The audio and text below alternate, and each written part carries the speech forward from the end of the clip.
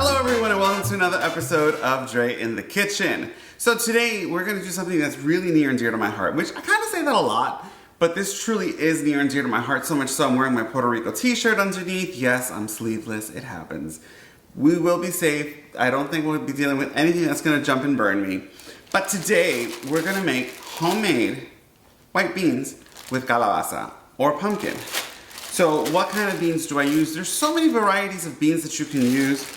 These are navy beans from local Walmart. You have dried cannellini beans. So this recipe is utilizing the dried beans, and I'm going to show you exactly how it works. You can do this with pink beans.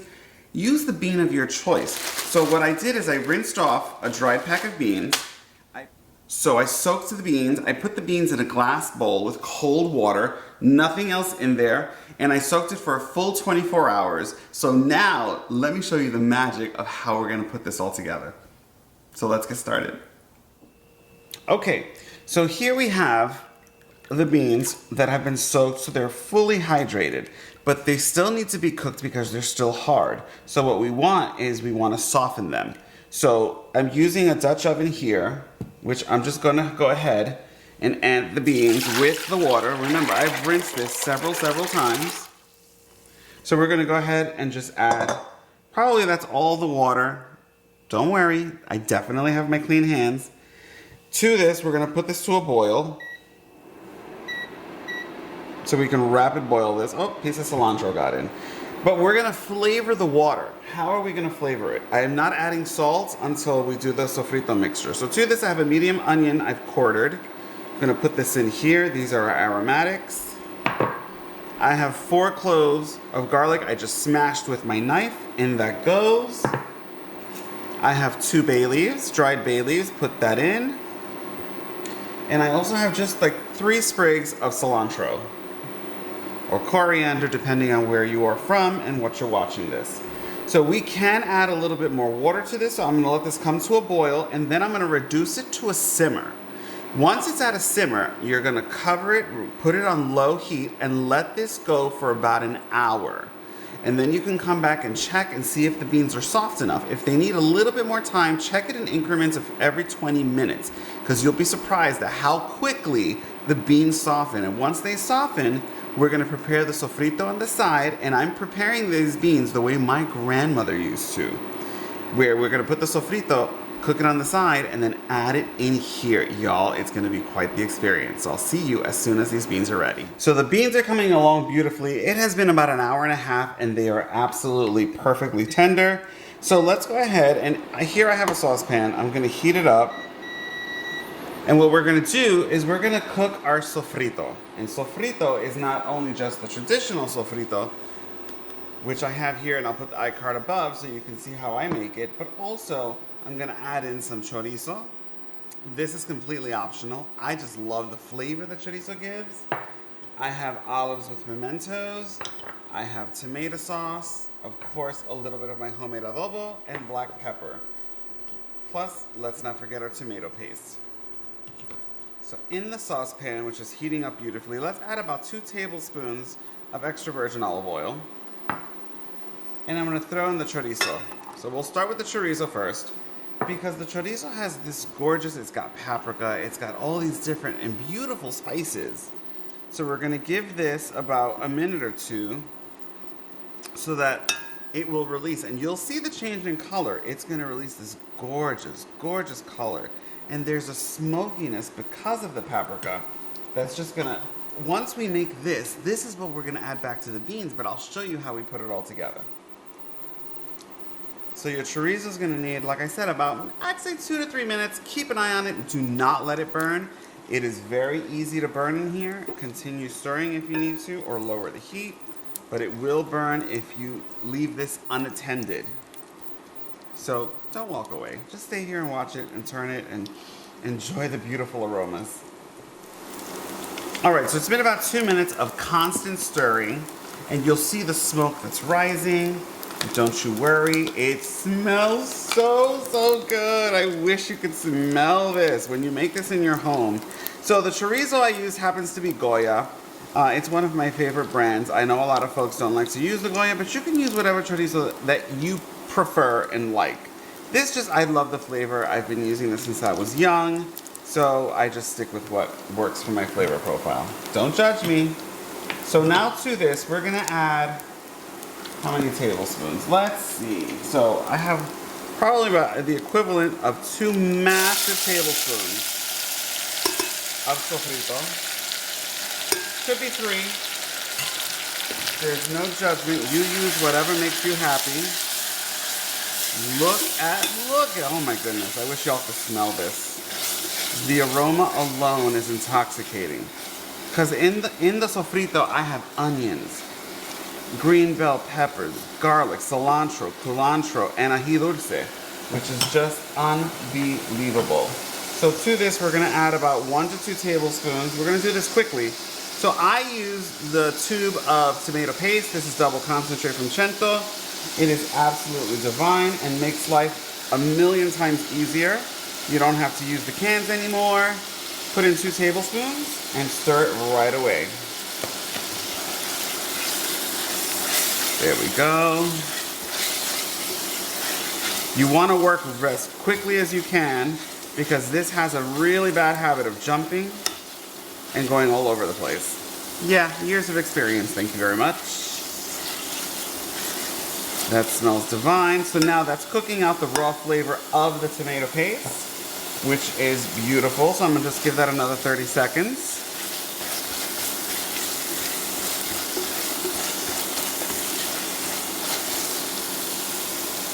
To this, I'm gonna throw in, this is about a 1/4 cup, or you can add as much or as little, olives with pimentos as you like. If you don't like olives, omit them. If you love olives, you can add capers. I thought I had some. That just tells me that I haven't ate them all. So no worries there. Here I have an 8-ounce can of tomato sauce. We're just gonna throw that in there. I'm gonna use a spatula just to get out the remnants of what's left over. We don't like to waste anything in this household. Stir it all together. So this is very tomato-ish, tomatoey if you look at the color.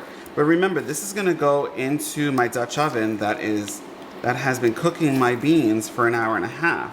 So it's absolutely gonna be divine. So to this, we're gonna add a little bit of black pepper. About a teaspoon of my freshly made black pepper.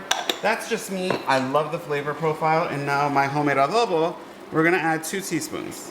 Because remember, there's no salt. All right, maybe 3. There's no salt. I didn't put any salt in the beans as they cook, so everything is going to be flavored here inside the sofrito. Look at that gorgeous color. Isn't that amazing? And that is it. My sofrito is now done. I will now bring over the Dutch oven and show you how we're going to add everything together. Oh, it smells so good, y'all. Okay, so I brought the Dutch oven over, so let me make a little bit of room here so I can show you what it's gonna look like. Take the lid off, look at those beans. Oh my goodness. So I removed just a little bit of the onion. There's still some remnants of onion. I left the garlic in there. The cilantro's in there. So to this, we're gonna add, so here is our sofrito that we made just moments ago. So bear with me a moment as I add it in. We'll add it in this way so you guys can see. We're gonna put this goodness in there. It's got the chorizo, it's got the tomato paste, it's got the garlic, the oregano, the onion powder, the garlic powder that's in my my homemade adobo. Can y'all just, can you see this magic? Can you see what this is like? Hold on, let's stir it all together. And now the magic comes. Here's the color. And this is the color that I'm looking for in my beans. So it's still very loose, which means it hasn't thickened to my liking. However, what I'm gonna do now is I'm gonna let this cook for another 30 minutes. Let those flavors marry into the beans. Now I tasted the beans on their own. They literally taste like I added 2 small red peppers I had in here. The onions, the garlic, the bay leaves. Oh my goodness, y'all. This smells so, so good. But now, let me show you the secret ingredient of what I add and what I've been using since I was a little kid. So growing up, white beans, my grandmother always used pumpkin. Pumpkin was just one of those things. One, it adds a certain sweetness to the beans. So I'm being very cautious here.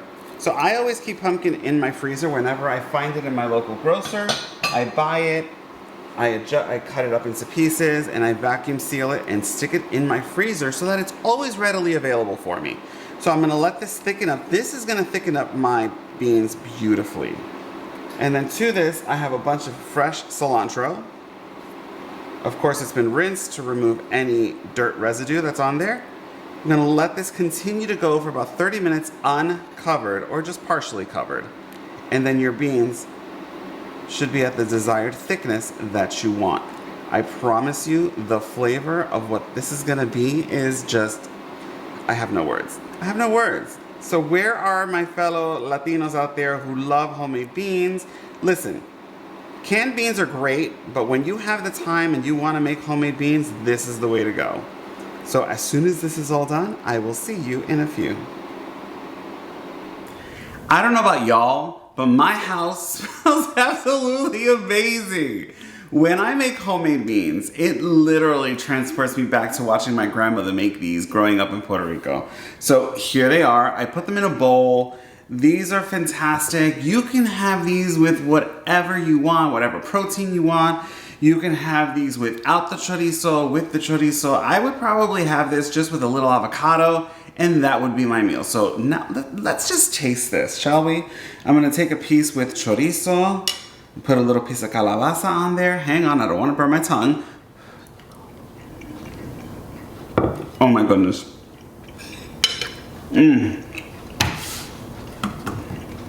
So, wow, that's amazing. You taste literally the chorizo, the paprika. I taste the homemade sofrito. I just taste it all. It is absolutely dynamite.